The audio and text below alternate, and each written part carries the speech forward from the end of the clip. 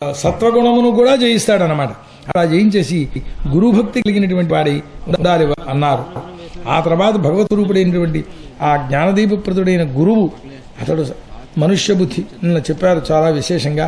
మనుష్య బుద్ధి గురువుని కూడా మనలాంటి మనుషుడే అని, శాస్త్రములు వింటూ ఉండేటువంటివి కూడా అని కనుక అనిపిస్తే ఆ శాస్త్రాలు చదువుకోవడం ఏనుగు స్నానం లాంటిదే అవుతుందయ్యా అన్నారు. ఎందువల్లనంటే భగవంతుడు సాక్షాత్ ప్రధాన పురుషుడైనటువంటి వాడే ఉన్నాడు. ఆ పరమాత్మే ఈ గురువుల యందు ప్రవేశించి మనకు బోధ చేస్తున్నారు అనేటటువంటి భావన వాస్తవం. అది వాళ్ళ ఉపదేశ ప్రభావం తప్పిస్తే అండి మొత్తం అంతా పాఠం చెబుతారా? భారతంలో ఎన్ని ఆశ్వాసాలు చదివారు మీరు? కాదండి మొత్తం భారతం చదువుతాను అంటే తెలియలేదేనా వ్యవహారం? మొత్తం భారతం కావాలంటే చెబుతున్నారా లేదా? మీరు చదవని భాగానికి గురువు లేడుగా. వాళ్ళు సూచన చేస్తారు, మార్గగామిత్వాన్ని ఎట్లా వెళ్లాలో చూపిస్తారు. ఆ చూచినటువంటి మార్గంలో వాళ్ళు ఇచ్చినటువంటి ప్రాథమిక నియమాలు ఏముంటాయో వాటిని అతిక్రమించకుండా, శాస్త్రంలో చెప్పబడే నియమములు ఏముంటాయో వాటిని అతిక్రమించకుండా వాటిని బోధ పొందుతామన్నమాట. మనం ఏ ఉపాయములైనా ఇంద్రియములను జయింపచేయాలి. మరి యోగాదుల ద్వారా పరమార్థతత్వాన్ని తెలుసుకోవాలి. ఆ ఉద్యోగాలు అంటే ఆ ప్రయత్నాలు యుక్తమైనవి, లేదా అన్నీ కేవలం శ్రమ మాత్రమే ఫలం, అంతకంటే ఏమీ లేదు. మీరు వ్యవసాయం చేస్తామన్నా, లేదా పంటలు పండిస్తామన్నా, వార్తాదులు చేసినా, ఏం చేసినా ఇవేవి మోక్ష సాధకులు మాత్రం కావయ్యా. బహిర్ముఖుడైనటువంటి వాడు ఈ అంతర్ముఖుడుగా కావాలంటే చెయ్యవలసిన పని ఏమిటి అని అంటే ఇష్టాపూర్తాది కర్మలు చెయ్యవలసింది అని చెప్పాను. ఇష్టాపూర్తాది కర్మలు చేసినంత మాత్రం చేత మోక్షం వచ్చేస్తుందని అనుకోకండి. అగ్నిహోత్రం, తపస్సత్యం, వేదానాంచ అనుపాలనం, ఆతిథ్యం, వైశ్వదేవంచ ఇష్టమిత్యభిధీయతే. షట్కర్మాలు వాపి కూప తటాకాది దేవతాయతనానిచ అన్నప్రదానం ఆరామ పూర్తమిత్యభిధీయతే. ఇవన్నీ చేస్తూ ఉండాలి వాడి శక్తి కొలది కూడా. తోటలు అంటే ఉద్యానవనాలు కట్టిస్తూ ఉండడం, నొయ్యలు తవ్విస్తూ ఉండడం, ఇలాంటి పనులన్నీ కూడా. సన్యాసి అయినటువంటి వాడు మాత్రం మనోజయాన్ని పొందితే మనోజయాన్ని పొందడం కోసమనే వాడి ప్రయత్నం కావాలి ఎంతసేపు కూడా. నారాయణ మహర్షిని చెప్పుకున్నాం కదా, ఆ అమ్మాయిలందరూ డ్యాన్స్ చేస్తుంటే ఈయన కూడా తాళం వేసి డ్యాన్స్ కూడా చేశాడేమో, నాకు గుర్తులేదు అక్కడ వర్ణించిన దాంట్లో. అన్నీ వేసి తర్వాత ఏమయ్యా అని కొంచెం శృంగారలీలలు చూపించబోతూ ఉంటే ఒకసారి కూర్చోండి అమ్మా అని ఇందులోంచి తీసి అమ్మాయిని పడేశాడు. ఇలాంటి వాళ్ళను 100,000 కొలది సృష్టించగలం, మీతో మాకు పని ఏమిటరా అని చెప్పి, అందులో ఉన్న ఏ విధమైనటువంటి మనస్సు వాడికి చలనం లేకపోతే వాడు ఎక్కడికి వెళ్ళినా ప్రమాదం లేదు. సాధకుడై అపక్వ మనస్కుడై వీటిల్లో ప్రవేశిస్తే కృష్ణార్పణ మళ్లీ పైకి తేలలేడు. కనుక ఆ సుఖంగా కూర్చున్నటువంటి వాడై ఆ పరమాత్మ ప్రతిపాదకమైనటువంటి ఓంకారాన్ని ఉపాసన చేసుకుంటూ ఉండేటటువంటి వాడై, భిక్షువు మితాసనం కలిగినటువంటి వాడై, దేశము కాలము ఇవన్నీ శుద్ధివి కలుగుతూ ఉండవలసినటువంటి ప్రదేశాల్లోనే కూర్చోవాలి. లేకపోతే ఏమవుతుంది, ఆ పరిసరాలు వీడిని పీడించేటటువంటి స్థితికి వస్తుంటాయి. మనస్సు యందు ఎవరికీ పూర్తి నమ్మకం లేదు. జ్ఞానం కలిగిన తర్వాత కూడా వాళ్ళు ఆ మనస్సును నమ్మరట. అందుకోసమని ఈ దూరశ్రవణాది సిద్ధులను అంగీకరించలేదు అని చెప్పి లోగడ చెప్పుకున్నాం. ఆ కారణం చేత ఆ పూరక కుంభక రేచకాదులతోటి ఆ సమస్తమైనటువంటి దుఃఖములను విడిచిపెట్టి ప్రాణాపానము రంధనం చేసి, అంటే ఈ ప్రాణాయామముల ద్వారా ప్రాణాపానాలని తన యొక్క నిగ్రహంలోకి తీసుకున్నటువంటి వాడై జితశ్వాసుడై, శ్వాస మీద బుద్ధి పెట్టమని ఏ శాస్త్రంలోనూ చెప్పలేదు. బుద్ధి పెట్టడం అది యోగం ఏమిటి? వాడి పెండా కూడా యోగం. ఏమనంటే బాధపడతారు మళ్ళీని. దీనికోసం ప్రచారం ఒకటిని. ఆ మధ్యన ఎవరో 189 రూపాయలు కట్టేస్తే మీకు మోక్షానికి టికెట్ అక్కడ రిజర్వ్ చేసి పెట్టేస్తామన్నారట. ఈ 189 రూపాయలకి రిజర్వ్ అయిపోయే మోక్షం టికెట్ అదెంతకాలం ఉంటుంది అని నాకు అనుమానం వచ్చింది. అందుచేత వాడు ఆ ప్రణవ స్వరూపుడైనటువంటి పరమాత్మను, ప్రణవ వాచ్యుడైనటువంటి పరమాత్మను, లేదా ప్రణవ లక్ష్యుడైనటువంటి ఏ మాట చెప్పుకున్నా అభ్యంతరం లేదు. తస్య వాచక ప్రణవ అని సూత్రకర్త చెప్పాడు. మరి ఓమితి బ్రహ్మ అని చెప్పి, సాక్షాత్ ఓమ్మే బ్రహ్మ అని చెప్పి వాచకత్వం వాచ్యత్వం లేకుండా అభేదాన్ని చెప్పింది శృతి.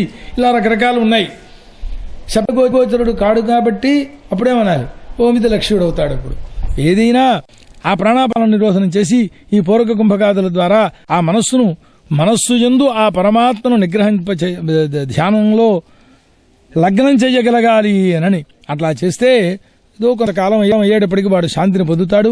ఎప్పుడైతే మనస్సు బ్రహ్మస్పృష్టము కానంత వరకు వీడిష్టం వచ్చినట్టు వెళ్ళవచ్చు తప్ప బ్రహ్మానందానుభూతి పొందడం ప్రారంభించాక, అంటే ఆ మనస్సును పక్కకి మంచి ఆ బ్రహ్మానందాన్ని అనుభవించేటటువంటి స్థితి కనుక వీడికి సంక్రమిస్తే ఒకసారైనా ఇక మళ్ళీ లోక విషయాల మీదకి రాదు. వాడన్న మాట పరిపక్వ బుద్ధి అనే మాటకు అర్థం. వాడు ఎక్కడున్నా వాడిని ఎవరూ ఏం చేయలేరు. సన్యాసి అయినటువంటి వాడు ఇతర ధర్మార్థకామములకు సంబంధించినటువంటి ధర్మాలని సేవిస్తే అప్పుడేమిటయ్యా అని సన్యాసం 5 ఏళ్ళు చేసి తర్వాత వివాహం చూసుకున్నారని చెప్పుకున్నాం కదా. వాడు ఏమనాలి వాడిని అని సన్యాసం పుచ్చుకునేటప్పుడు అన్నింటినీ పరిత్యాగం చేస్తాడు. ఈ పరిత్యాగం చేసిన వాటిని మళ్ళీ తీసుకుంటే అర్థం ఏమిటన్నమాట, తినేసిన పదార్థాన్ని బయటికి విడిచిపెట్టి మళ్ళీ దాని లోపలికి తీసుకోవడం అని వమన భక్షి అన్నారు. వాడిని ఒక్కటే మాటలో చెప్పాడు. వాడికి సిగ్గులేనివాడు. ఈ దేహం అనేటటువంటిదే నేను అనుకునే పరిస్థితిలో ఉన్నాడు అజ్ఞానిలాగే. గృహస్థుడు కర్మత్యాగం చేయడం, బ్రహ్మచారి వ్రతత్యాగం చేయడం, వానప్రస్థుడు గ్రామంలో నివసిస్తూ ఉండడం. గ్రామ సంబంధం ఏ కొంచెం పనికిరాదు. అబ్బాయి గారు మైసూరు పాకం చేసి పట్టుకొచ్చారు, అరణ్యానికి ఏంటంటే తినకూడదు. వాడు అక్కడున్న పదార్థాలతోటే తినాలి, అంతే, నేతిలో వేయించి తినకూడదు. అటువంటి స్థితిలో ఈ సన్యాసి అయినటువంటి వాడు విషయసేవనం చేయడం, ఇవన్నీ కూడా ఆ ఆశ్రమంలోంచి పతనానికి చేకూర్చేటటువంటి పోతాయి. వాళ్ళని ఆశ్రమాధములు అని అంటారు, వాళ్ళని దేవమాయా మూఢులు అని అంటారు. ఒకవేళ లోకంలో ఎవరైనా అల్లా ఉన్నారయ్యా, అయితే ఆ దుర్మార్గుడిని పట్టుకుని సావగొడదామండి, నువ్వెవడో అధికారివి, తాను ఉపేక్షేత, వాళ్ళ దోళ్ళు వాళ్ళకు వదిలేవయ్యా, నీ వైయక్తిక విషయం కాదు కదా. పరితుడితే వాడు పెడతాడు, నీకేం సంబంధం? అల్లానని చెప్పి నువ్వు ద్వేషం పొందవలసిన అవసరం ఏం లేదే, నువ్వేం పరిపాలకుడవు కావు. పరిపాలకుడైతే అతడి విషయం వేరు, ఆ ధర్మాలు. కనుక నేనే పరబ్రహ్మను అని చెప్పి ఎవడైతే తెలుగుని అనుకుని, అంటే ఇక్కడ నేనే అంటే శరీరం, ఆ దేహాన్ని పోషించడం కోసమని ప్రయత్నాలు చేస్తూ ఉంటాడో అప్పుడు వాడికి చిన్న దృష్టాంతం చెబుతారు. శరీరం అంటే రథమయ్యా, ఇంద్రియములేమో గుర్రాలు, ఈ బుద్ధి అనేటువంటిది సారథి. కఠోపనిషత్తు యొక్క వ్యాఖ్యానం అన్నమాటది. బుద్ధింతు సారథ్యం జాతని అందులో ప్రత్యేకంగా చెబుతారు. మనఃప్రగ్రహ ఏవచ, మనస్సు అనేటువంటిదే ఆ బుద్ధిని నిగ్రహించేటటువంటి పగ్గం అన్నమాట. శబ్దాది విషయములు వెళ్ళవలసిన చోట్లు మనస్సు అనేటువంటిది బంధనాన్ని కలిగింపచేస్తూ ఉంటుంది వీటికి. ఆ చిత్తం ఆ తర్వాత ఈ దేహం అనేటువంటి రథానికి ధర్మాధర్మములు 2 చక్రాలుగా ఉంటాయి. అహంకారంతో కూడుకున్నటువంటి జీవుడు రథం మీద కూర్చున్నవాడై ప్రణవం అనేటటువంటి ధనుస్సును చేత్తో పుచ్చుకుని శుద్ధమైనటువంటి ఈ జీవుడున్నాడే ఆ బాణంతో పరబ్రహ్మ అనేటటువంటి లక్ష్యాన్ని చేరుతాడయ్యా, వేధిస్తాడు అని అంటారు. లక్ష్యం అంటే పొందదగిన స్థానము అని. ఆ తరంగా అప్పుడు ఈ జీవుడు ఏమవుతాడు, ఆ ప్రణవ బ్రహ్మచేతను పంపింపబడిన జీవుడు వాస్తవిక బ్రహ్మ అంటే ఆనంద స్వరూపమైన బ్రహ్మలో తగులుకుంటాడన్నమాట వెళ్ళి. అప్పుడు వాడు రాగం ద్వేషం లోభం శోకం మోహం మదం మాత్సర్యం అవమానం మానం హింస ఇవేవి ఇంకా వాడికి ఆకలి దప్పిక నిద్ర ఇవేవి వాడికి దగ్గరికి చేరవు. ఆ చేరే వరకు ఇవి మాత్రం మహాశత్రువులు, జాగ్రత్తగా ఉండయా అన్నారు. ఈ మనుష్య రూపుడై శరీర రూపమైనటువంటి రథాన్ని అధిష్ఠించినటువంటి జీవుడు పరమాత్మ దగ్గరికి జ్ఞానఖడ్గం చేత తన దగ్గర ఉంటుండే అవరోధాలన్నింటినీ ఛేదించుకుంటూ ఉండేటువంటి వాడే భగవదుండే ఆశ్రయాన్ని పొంది చివరికి వెళ్ళాక ఏం చేస్తాం, మిత్రుడింటికి వెడదామని మంచి బంగారు రథం ఎక్కి బయలుదేరి వెళ్ళి 90 లక్షల రూపాయల కారు కొనుక్కుని వెళ్ళాట పాపం. వెళ్ళిన తర్వాత కూడా మిత్రుడింట్లోకి పెడతాడు కానీ కారులోనే కూర్చోడు. ఈ కారు నాది, ఈ కారులో 90 లక్షలు, వాడి ఇల్లు కూడా కలిపితే మొత్తం అంతా 10 లక్షలేను అని ఇందులో కూర్చోడు వాడు. కాబట్టి అక్కడికి వెళ్ళాక ఈ శరీరాన్ని కూడా విడిచేసేసి ఆ పరమాత్మ స్వరూపాన్ని పొంది ఆనందాన్ని పొందుతుండాలి అని. ఇలా చేయకపోతే దుష్టేంద్రియములు సారథులవుతాయి. ఇప్పుడు ఆ ఇంద్రియాలు వాటి ఇష్టం వచ్చినట్టు వదిలేస్తే అవి పొగరమోతు గుర్రాలు అయ్యాయనుకో, పెద్ద పెద్ద విశ్వాసం కలిగిన గుర్రాలు అయినట్లయితే చచ్చిపోయిన రాజు శరీరాన్ని అంతఃపురంలోకి చేర్చాయి అని వర్ణిస్తూ ఉంటారు. అలాంటి గుర్రాలు కావు ఇవి. మనస్సు కాస్త పక్కకి వెళితే ఇంద్రియాలు వాటికి తోచిన రీతిలో సంచరించడం ప్రారంభించేసేస్తాయి. అందుచేత దుష్టాశ్వ రథాన్ని అధిష్ఠించినటువంటి వాడే వీడు ఎక్కడికొక్కడికో పెడతారు. అవేమిటి అనని ఈ జ్ఞాన దృష్ట్యా చూచినప్పుడు ప్రవృత్తి మార్గం అంతా దుష్ట మార్గమేనయ్యా అన్నారు. ఎందుకంటే వాస్తవిక లక్ష్యం దగ్గరికి తీసుకెళ్ళటం లేదు కదా, ఆ కారణం చేత అని. పైగా దొంగల దగ్గర పడేస్తారు. ఈ దొంగలు ఈ ప్రమత్తుడైనటువంటి పురుషుణ్ణి ఈ రథంతో సహా తీసుకెళ్లి అంధకూపంలో పడేస్తారంటే సంసారంలో ప్రవృత్తి ధర్మం అంతా ఆ మార్గంలో తీసుకువెళ్ళేటువంటిదే. అందుచేత ప్రవృత్తి మార్గము నివృత్తి మార్గము వైదిక కర్మ 2 రకాలుగా ఉంటూ ఉన్నది అన్నారు. ఇదేమిటయ్యా 2 కర్మలు ఏమిటి? వాడి కర్మలను పరిత్యాగం అంటే సన్యాసికి కూడా ఏవో కొన్ని కర్తవ్య ధర్మములు చెప్పబడి ఉన్నాయి. కాబట్టి ఎంతవరకు అనని ఇదిగో ఇందాక చెప్పిన లక్ష్యాన్ని చేరుకునే వరకు దాన్నే కర్మ సముచ్చయం కావాలి అని ఆపస్తంభులు ఒక చోట్లో సూత్రం రాశారు. కర్మను విడిచిపెట్టుకుని ఆయన దానికి విశిష్టాద్వైతులు వేరే వ్యాఖ్యానం చెప్పి మొత్తం జ్ఞానకర్మ సముచ్చయం ఉంటేనే కానీ మోక్షం కలగదు అని వ్యాఖ్యానం చేసేశారట. ఆ తర్వాత చెబుతాడు ఆయన, ఎందుకంటే వీడికి బ్రహ్మ లభించలేదు, కర్మను విడిచిపెట్టేస్తే ప్రమాదం, అందుకోసం కర్మ సముచ్చయం చెప్పాం వీడికి అని. అంటే వాడి కోసం చెప్పబడినటువంటి మాట. లక్ష్యసిద్ధి కలిగే వరకు మాత్రం కర్మను విడిచిపెట్టకూడదు. లక్ష్యసిద్ధి కలిగేసింది, గుడ్ బై, దాని వైపు అవసరం తీరిపోయింది. అరిటాకులు కోసుకు వచ్చే వరకు కత్తిని పట్టుకెళ్ళామండి, అరిటాకులు వచ్చేసాక కూడా ఈ కత్తిని సంగరెట్టుకుంటామని అంటే ఎక్కడ తగులుతుందో తెలియదు, ప్రమాదం అది. అట్లాంటివి సాధనాలన్నీ కూడాను అన్ని. కనుక ప్రవృత్తి కర్మ అనేటటువంటిది ఎంతసేపు సంసారంలో బంధిస్తూ ఉంటుంది, నివృత్త కర్మ అనేటటువంటిది మోక్షాన్ని కలిగింపచేస్తూ ఉంటుంది అని. కాబట్టి కర్మ ధర్మము ఈ 2 పేర్లకు కూడా ప్రవృత్తి నివృత్తి మార్గాలు 2 కూడా చెప్పుకొచ్చారు. పూర్వమీమాంసలో ధర్మమీమాంస అంటాం, అంటే కర్మ మీమాంస అని. అయితే ఇందులో ధర్మం అనేది చెప్పబడింది అంటున్నావు కదా, మరి యోగంతో ఆత్మదర్శనం చేయమని చెప్పబడింది కదా, దాని మాట ఏమిటి అన్నారు. అరేనైనా అయంతు పరమో ధర్మ, ఇది మామూలు ధర్మం ప్రవృత్తి మార్గం. అయంతు పరమో ధర్మ యద్యోగేన ఆత్మదర్శనం అని దానికి వివరణం చేస్తారు. సరే, తర్వాత ఈ విధంగా ఉంటుండేటువంటి వాడు వీడు ఈ కర్మల చేత ఈ హింసాయుక్తమైనటువంటి కర్మలన్నింటినీ పూర్తిగా విడిచిపెట్టేసేస్తాడు అని. హింసతో కూడుకున్నవి, అయుక్తతో కూడుకున్నది చాలా చెప్పుకొచ్చారు. అగ్నిహోత్ర దశ పూర్ణమాస చాతుర్మాస్యాది 7 పాకయజ్ఞాలు, జ్యోతిష్ఠోమ ప్రభృతుల 7 సోమయజ్ఞాలు, ఆ తర్వాత అంతకు పూర్వం చెప్పే హవిర్యజ్ఞాలు, ఇలాంటివన్నీ కూడా ఎంతవరకు అయ్యాయి అంటే ప్రవృత్తి కర్మలో చేరేటటువంటిది అని. ఈ కర్మ చేత మళ్లీ సూక్ష్మమైన దేహాంతరాన్ని పొందుతూ మళ్లీ సోమలోకానికి వెళ్లి మళ్లీ అక్కడ భోగాలను అనుభవించి మళ్లీ ఆ అన్నరేత స్వరూపంలో గర్భోపనిషత్ ప్రకారం పునస్తత్ర జాయతే అని చెప్పారు. ఇది ప్రవృత్తి మార్గం.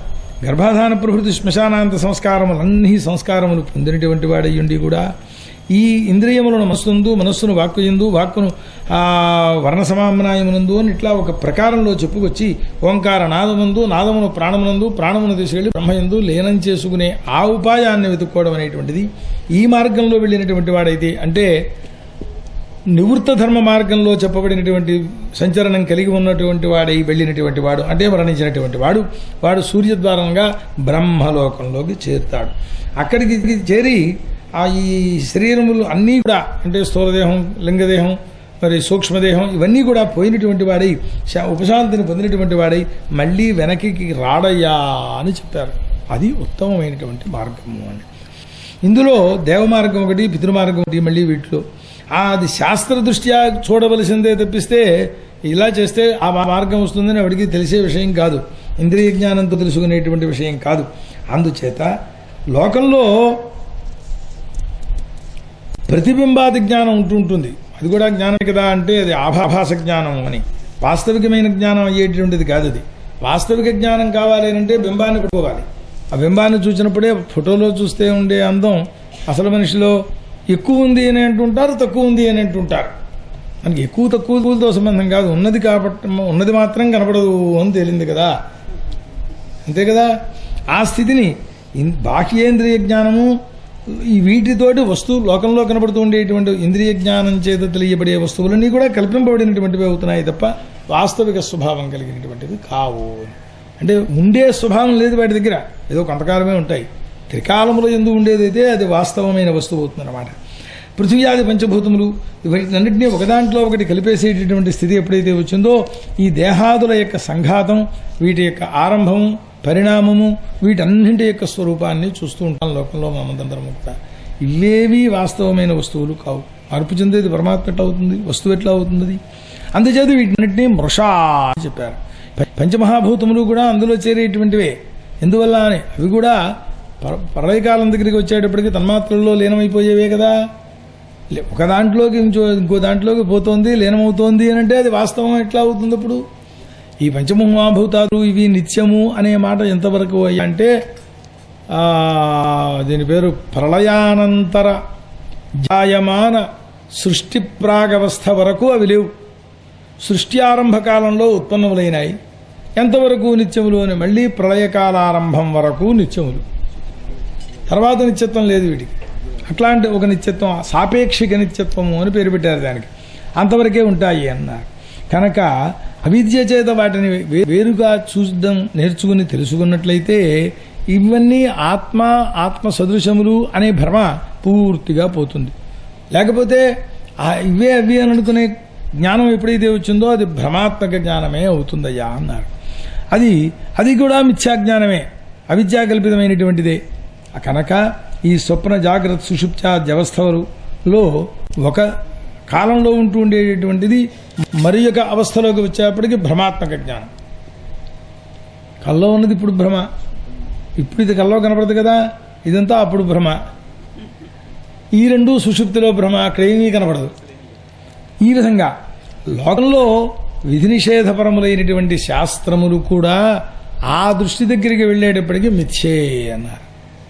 అంటే వేదాలు నవేద అవేదాహ అని. అప్పుడు ఈ వేదములు అవేదములు అయిపోతాయి. ఏం తెలుపుడు చేస్తాయి, ఎవరికి తెలుపుడు చేస్తాయి? వీడు ఉన్నవాడు ఒక్కడే అయితే యాగం చెయ్యి, ఇదేంతోటి ఏం లేదు అక్కడ, ఇంకా వీడొక్కడే అంచేత అక్కడికి వచ్చేటప్పటికీ ఈ వేదాదులు కూడా అదే నిస్త్రైగుణ్యేపథి విచరతాం, వాళ్ళకి విధి నిషేధములు కూడా ఏం లేవు. వేదములు కూడా పక్కకి ఇండుపకాయ గంధము అన్నారు, వేద ప్రతిపాదిత జ్ఞానాలన్నీ కూడాను అని. అందుచేత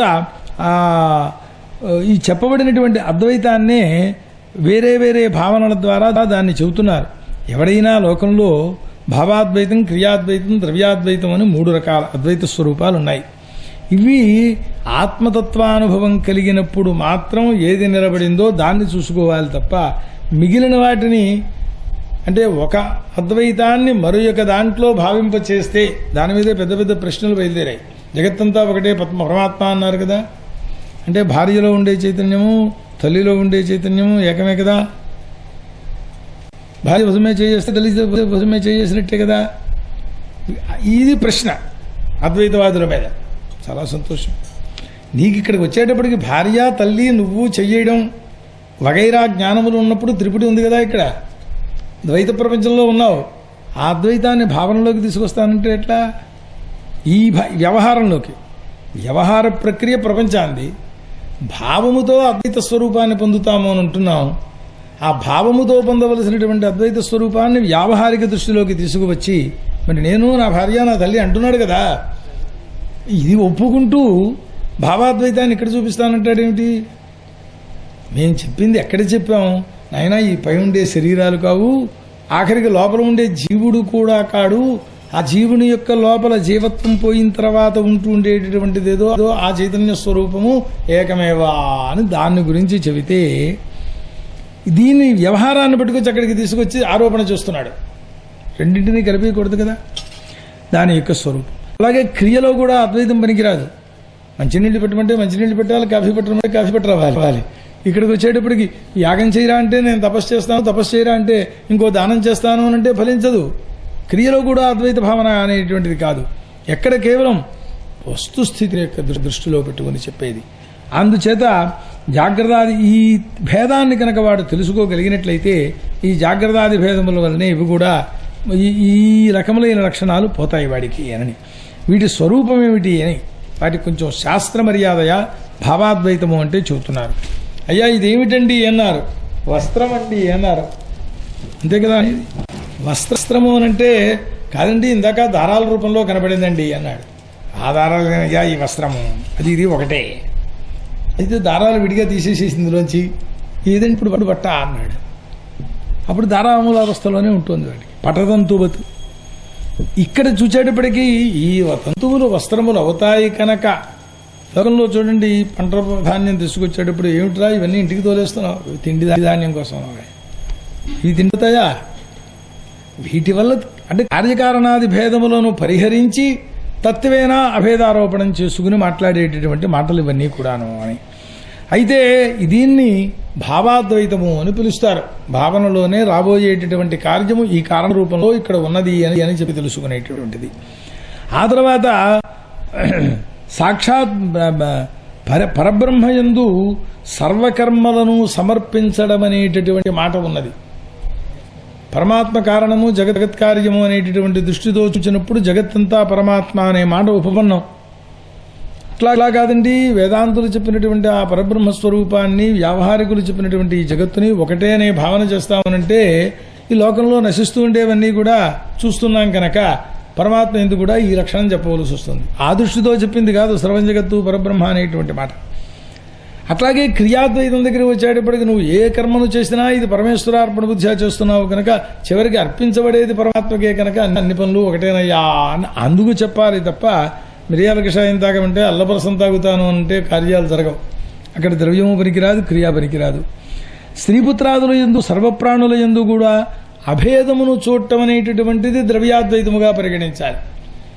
ఈ స్త్రీ పురుషుడు ఇద్దరూ ఒకే స్వరూపం ఎప్పుడు కుదురుతుంది అనంటే అంతర్యామి చైతన్యం దాకా వెడితే కుదురుతుంది. తద్భిన్నం అన్నీ మార్పులే, ఏమీ అనుమానం లేదు. లోపల ఉండే పేగుల దగ్గర నుంచి కొలతల దగ్గర నుంచి లెక్కేస్తే ఆడదానికి మగదానికి మగవాడికి భేదం పూర్తిగా చెప్పారు. పెద్ద పేగులు ఎంత ఉంటాయండి అన్నారట. ఎండి గారి దగ్గరికి వెడితే ఆపరేషన్ చేసి చెప్పించాలంటే ఎంఎస్ఎన్ గారిని పిలవండి అన్నారు. శాస్త్రం అలా చెప్పలే. సార్ధ త్రివ్యాయామా పురుషస్య, ఒక అరతో కూడుకొనినటువంటి 3 బారలు పురుషుడికి ఉంటాయట, 3 బారలే స్త్రీకి ఉంటాయట. లోపలుండే అవయవ పరిచ్ఛేదం మొత్తం లెక్కంతా చేసి చెప్పేసేశారు వారు. హృదయం ఎంత ఉంటుంది ఇలాగ. అట్లా చూసినప్పుడు స్త్రీ పురుషావయవ భేదం ప్రత్యక్షంగా బాహిరంగానే కనబడుతుంది. ఇంకా వేరే లోపల దాకా మనం వెళ్ళడం ఎందుకు? లోపల కూడా ఈ భేదాలు ఉంటేనే కదా బాహిర భేదం ఏర్పడేది. అందుచేత ఈ వ్యావహారిక అద్వైతం పనికిరాదు. పారమార్థిక దృష్ట్యా చూడవలసి వస్తే ఏదైనా శరీరం ఒకటే కదటయ్యా, లోపల ఉండే చైతన్యం నడిపిస్తే నడుస్తుంది, లేకపోతే లేదు అన్న దృష్టిలో చూసినట్లయితే అద్వైతం ద్రవ్యాద్వైతం. ఇలాగ చూస్తే ఈ విధంగా చూసి ఆశ్రమవాసులు అనేటువంటి వాళ్ళు ఏ పురుషుడు ఏ కాలంలో ఏ ద్రవ్యాన్ని సంపాదించగలుగుతాడో అది ఆ కాలంలో ఆ కర్మతో ఆ ద్రవ్యంతో పూజ చేయడం అనేటటువంటిది న్యాయము. సీజనల్ ఫ్రూట్స్ తినండి అంటారు డాక్టర్లు సలహా ఇచ్చేది కదా. ఋతుపుష్పై ఫలయిశ్చ అని ఆయా ఋతువులలో ఉండే ఫలపుష్పాదులతో దేవతల్ని పూజ చేయండి అంటుంది శాస్త్రం. నేనంటుంటాను చవకగా ఉన్న వస్తువు ఏదో అది శ్రేష్టము అని. ఎందువల్ల ఆ ఋతువులో పండేది అప్పుడు చవకవుతుంది. గతం ఋతువులో ప్రారంభించినప్పుడు చాలా రేట్ ఎక్కువ ఉంటుంది అనమాట. అది దాని స్వరూపం. సరే, ఈ విధంగా కర్మలు చేయాలి. వేదవిహితములైనటువంటి కర్మల చేతనే జీవనాన్ని గడుపుకుంటూ ఉండేటువంటి వాడే గృహస్థ మార్గంలో ఉన్నా కానీ వాడు కృష్ణ పరమాత్మ యొక్క గతిని పొందుతాడు. ఈ మీరు పాండవులు అంటే నారదుడు ధర్మరాజుతో చెబుతున్నారు కదా, ఓ రాజా మీరు పాండవులు కృష్ణ పరమాత్మ యొక్క అనుగ్రహం మీ యందు పరిపూర్ణంగా ఉన్నది, సమస్త ఆపత్తుల నుండి కూడా జయాన్ని పొందారు. మీరు 10 దిక్కుల్ని జయించి రాజసూయాది యజ్ఞములను చేశారు. ఆ పరమాత్మ యొక్క పాదసేవ ఫలమే ఇట్లాంటిదన్నమాట. సంసార సాగరంలోంచి కూడా దాటుతారయ్యా, సంశయం ఏం పొందక్కర్లేదు ఇందులోను అని చెప్పి వాళ్ళ యొక్క తత్కృప చేతనే సిద్ధి కలుగుతుంది, పరమాత్మ యొక్క అనుగ్రహం చేతనే సిద్ధి కలుగుతుంది అని వచ్చేస్తున్నాం. హరికీర్తనం వల్లనే సిద్ధి కలుగుతుంది అనేటువంటి విషయాన్ని చెబుతూ నేనెవరిననుకుంటున్నావయ్యా అన్నాడు. నారదుడు తననే దృష్టాంతం చెబుతున్నాడు. ఆయన పూర్వం ఉపబర్హణుడు అనే పేరు కలిగినటువంటి గంధర్వుట్ట. అక్కడికి వచ్చేటప్పటికి మంచి సుందరమైనటువంటి రూపం. గంధర్వులు అందంగా ఉంటారని చెప్పక్కర్లేదు కదా. అందులో స్త్రీలకు బాగా ఆ వ్యామోహాన్ని కలిగింపజేసేటువంటి ఆ స్వరూపాన్ని పొంది ఉన్నాను నేను. ఆ స్థితిలో దేవతలు యజ్ఞంలో హరికీర్తనం చెయ్యాలి అని చెప్పి నన్ను పిలిచారు. గంధర్వులు అప్సరసులు అందరం వెళ్ళాం అక్కడికి. అక్కడ వెళ్ళినటువంటి వారిలో అక్కడ గానాలు కూడా చేశాం. ప్రజాపతులందరూ కూడా అక్కడ చేయడంలో కొంచెం తేడా ఏమిటి అని ఆడవాళ్లతో సహా బయలుదేరి స్టేజ్ ఎక్కేసేసి పెద్ద హడావిడి చేయడం ప్రారంభించాడు ఈయన. స్త్రీయూథ పరివృత అని అంటే దాంతో వాళ్ళు శపించారు. సామాన్యంగా పెద్దవాళ్ళ దగ్గరికి వెళ్ళేటప్పుడు ఒకవేళ పెళ్ళాన్న దగ్గర పెట్టుకునే గురువుగారింటికి వెళ్ళినా ఆవిడ కొంచెం దూరంగా వస్తూ ఈయన ముందుగా గురువుగారింటిలోకి పెడతారు, ఆవిడ పక్క నుంచి లోపలికి పెడుతూ ఉంటుంది అని. ఏమిటి ప్రాచీనులు పెట్టిన సంప్రదాయం? ఇదే కారణం, అంతకంటే ఏం లేదు. అప్పుడుగా వీళ్ళు వెళ్ళి ఆ స్టేజ్ ఎక్కేసేటప్పుడు దుర్మార్గుడా నువ్వు ఇక్కడ యజ్ఞం చేస్తూ మేము ఇక్కడ ఏదో ఏర్పాటు చేస్తే ఈ అప్సర స్త్రీలని వీళ్ళందరినీ తీసుకొచ్చి ఇక్కడ కూర్చోబెట్టావా అని శూద్రుడు అయిపో అని శపించారట. దాసీపుత్రుడయ్యాట. అప్పుడు బ్రాహ్మణ శుశ్రూష చేసి ఒక బ్రహ్మదేవునికి పుత్రుడుగా ఇప్పుడు జన్మించగలిగానయ్యా నేను నారదుడైనాడు అని చెప్పు రాజా, ఇది గృహస్థ ధర్మం నీకు చెప్పాను. ఈ విధంగా సంచరిస్తుండే గృహస్థుడు కూడా సన్యాసి వంటివాడే అయ్యి, సన్యాసి వంటివాడే అయ్యి చివరకు వెళ్ళినప్పుడు సన్యాసులు పొందేటువంటి స్థానాన్ని పొందుతాడయ్యా. మీరు మనుష్య లోకంలో చాలా అదృష్టవంతులు. సాక్షాత్ పరబ్రహ్మ మానవ స్వరూపంలో మీ ఇళ్లలో తిరిగింది, దర్శనమిచ్చింది. ఆయన్ని చూడడం కోసం మహాత్ములైనటువంటి ఋషీశ్వరులందరూ వచ్చి సత్సంగాన్ని కలిగింపచేశారు మీకు. అందుచేత సర్వజీవులకు ప్రియమైనటువంటి ఆత్మ భగవంతుడు ఒక్కడే. అతడు మీకు మేనత్త కొడుకు, లేదా స్నేహం చేసినవాడు, లేదా మీకు క్షేమాన్ని కలిగించేవాడు, మీకు పూజ్యుడు, గురువు. ఇన్ని లక్షణాలు కలిగిన వారై ఉన్నారు మీరందరూ కూడా. శివబ్రహ్మాదులు కూడా ఆ పరమాత్మ యొక్క స్వరూపాన్ని ఇదమిత్తంగా చెప్పలేరు అని అంటుంటే, ఆ పరమాత్మ మీకు మా బావేనండి అనగలుగుతున్నారు మీరు. ఆయన ప్రసన్నుడై మీకు స్వయంగా మీకు అనుగ్రహాన్ని ఇచ్చాడు. ఆయనే మనల్ని అందరి యందు కూడా ప్రసన్న బుద్ధితో చూస్తుండేవాడే అనుగ్రహించుగాక అని చెప్పారట. శ్రీశుకుల వారు చెబుతున్నారు పరీక్ష మహారాజుతో, నాయనా నారదుడు చెప్పినటువంటి వర్ణాశ్రమాచార సమన్వితమైనటువంటి ధర్మాన్ని విని ప్రేమ విఫలుడై ఆ కృష్ణుని నారదుని కూడా పూజ చేశాడు ఆయన. ఇలా పూజింపబడినటువంటి నారదుడు శ్రీకృష్ణుడికి ధర్మరాజుకి కూడా అనుమతి తీసుకున్నటువంటి వారిలై బయలుదేరి ఆయన మార్గంలో ఆయన వెళ్లారు. ఈ యుధిష్ఠిరుడు శ్రీకృష్ణుడే సాక్షాత్ పరమాత్మ అనే తత్వాన్ని గ్రహించినటువంటి వాడై ఆశ్చర్యపోయినాడు ఒక్కసారిగా. అని పూర్వం తెలుస్తుంది మాయ.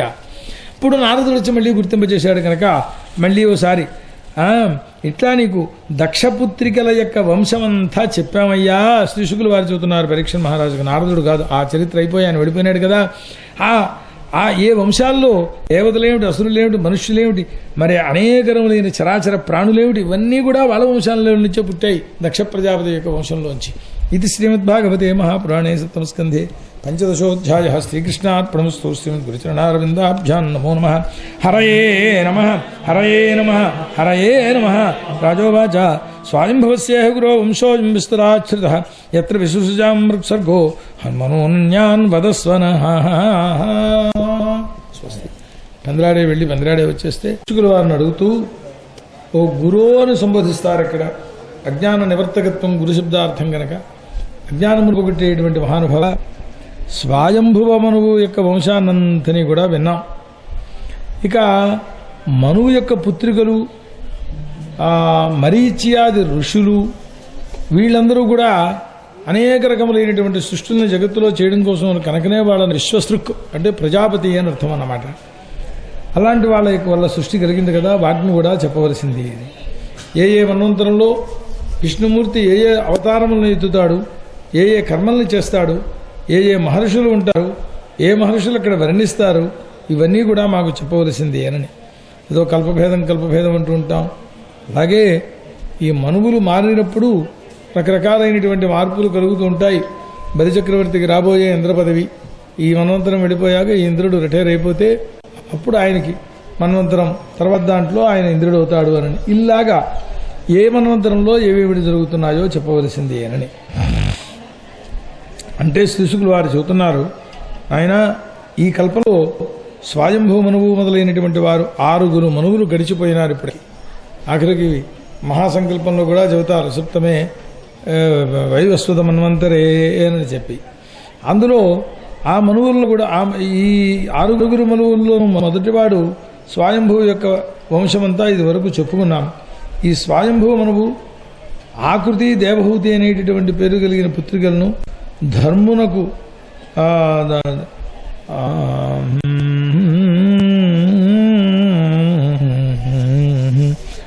వీళ్ళకి వాళ్ళ పుత్రికల యందు ధర్మాన్ని జ్ఞానాన్ని ఉపదేశించడం కోసమని హరి కపిల రూపంలో అవతరించినటువంటి వాడే ఉన్నారు అని చెప్పి లోగడ చెప్పారు. కపిల దేవహూతి సంవాదం కూడా అయింది కాపిల చరిత్ర. ఆ తర్వాత రెండో పుత్రుడు యజ్ఞపురుషుడు. ఆయన శతరూప అనేటటువంటి ఆ యజ్ఞుడు ఏం చేశాడో చెబుతాం వినవలసింది అన్నారు. ఈ శతరూపకు భర్తగా అవతరించిన అంటే మనువు శతరూప వారు అవతరించినప్పుడు ఆ మనువుకి విరక్తి కలిగినటువంటి వాడై రాజ్యంతో సహా రాజ్యాన్ని విడిచిపెట్టేసి భార్యతో కలిసి అడవికి బయలుదేరి వెళ్ళారు. అక్కడ సునందా నదీ తీరంలో మహాతపస్సు చేసేట ఒంటికాలి మీద నిలబడి ఆ తపస్సు చేసేటువంటి వాడి ఆ పరమాత్మను ప్రార్థించాడు అన్నారు. ఏన చేతజితే విశ్వం చేతజితే నయం యో జాగ్రత్త శయానేస్మిన్నాయంతం వేద వేద సహా అని అక్కడి నుంచి ప్రారంభించారు. ఏ పరమాత్మ వల్లే జగత్తంతా కూడా చేష్ట కలిగినటువంటిది అవుతుందో ఆ పరమాత్మను ఏ జగత్తు చేష్ట కలిగేదానిగా చెయ్యలేదో, లోకమందరూ నిద్రపోతున్నా ఆయన మెరుగుగానే ఉంటున్నాడో అటువంటి పరమాత్మ దానిని తెలుసుకోవలసి ఉన్నదయ్యా అని. అది తెలిస్తే అన్నీ తెలిసినట్లే, అది తెలియకపోతే ఏది తెలియనట్లే అని. ఈ విధంగా పరమాత్మ ఎలా గోచరిస్తూ ఉంటాడు అనంటే సత్తామాత్రైకగమ్యుడు, చైతన్యమాత్రైకగమ్యుడు అని. సత్తా చైతన్యము అనే రెండు పదార్థములతో జగత్తంతా కూడా వ్యాపించి ఉన్నాడు ఆయన.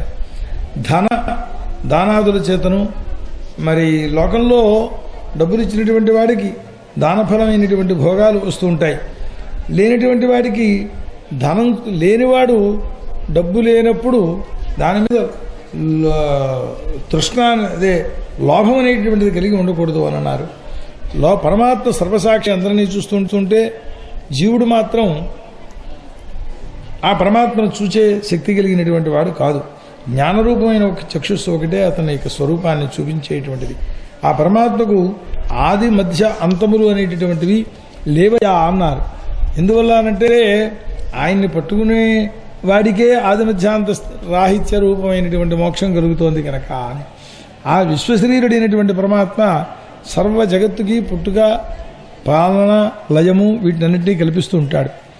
ఎవడైతే జ్ఞానమును పొందినటువంటి వాడై, మాయను తిరస్కరించిన వాడై, ఏకాకిగా నిష్క్రియ ఏ పనులు చేయనటువంటి వాడై ఉంటాడో అటువంటి వాడు పరమాత్మ యొక్క తత్వాన్ని బోధ చేసుకోగలుగుతాడు అని.